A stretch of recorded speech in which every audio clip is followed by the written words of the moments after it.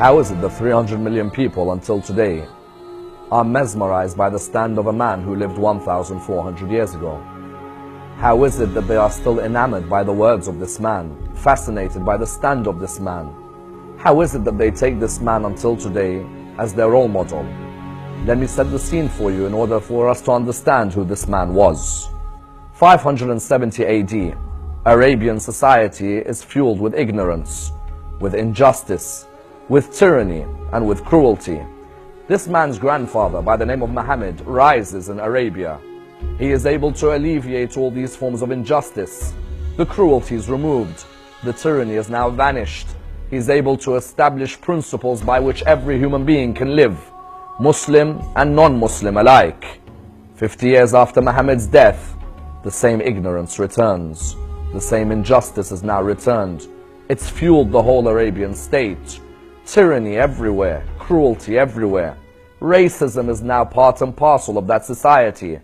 A man must stand. A man must ensure that his grandfather and his message do not die. A man ensures that his grandfather's message remains alive forever. This man is known as Hussain.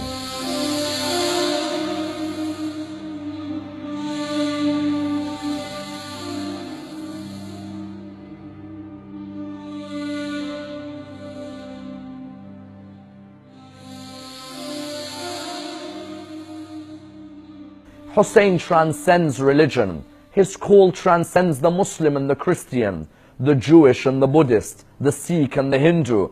Even the atheist is invited towards this call until today.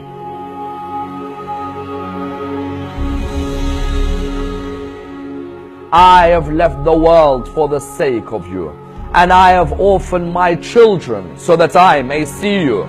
If they were to cut my body into pieces for you, I would lean for none other but you. Hussain said those words, Gandhi was affected. Hussain said those words, Charles Dickens was affected. Hussain said those words, mystics were affected. Philosophers were intrigued. Theologians wondered, who is this personality who can come out with couplets which Rumi, Hafid, Sa'di, Attar, Tabrizi would all be proud of? This is the real epic, the epic of Karbala, the epic of Hussain and his brothers, Hussain and his sons.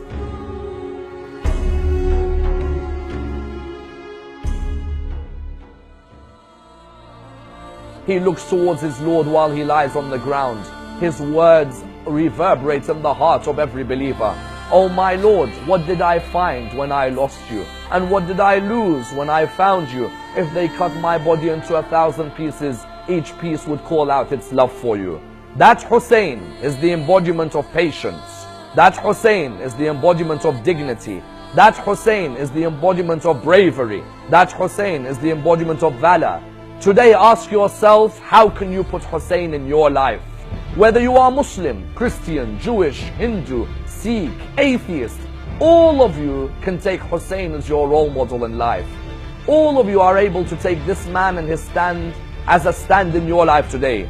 If I see oppression in the Middle East or oppression in Europe, if I see oppression in South America or North America or Australasia, I have to ensure that Hussein's cry is a cry against this oppression. Hussein's cry is a cry which ensures that oppression will never be able to be victorious.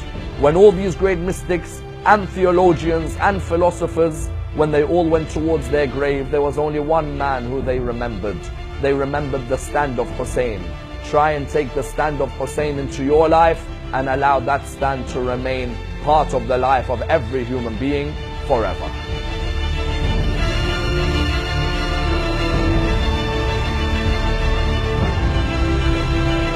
Human rights activists are raising the alarm of an increasing number of hate crimes. A new poll by the Associated Press says racial prejudice in the US has increased. The left because their house and everything else they cherish have been destroyed. Hate crimes in Sweden have seen a record rise, with cases jumping 14%. There is now a record number of 4,000 people who've lost everything. Then found dead in her jail cell 3 days with nowhere to go.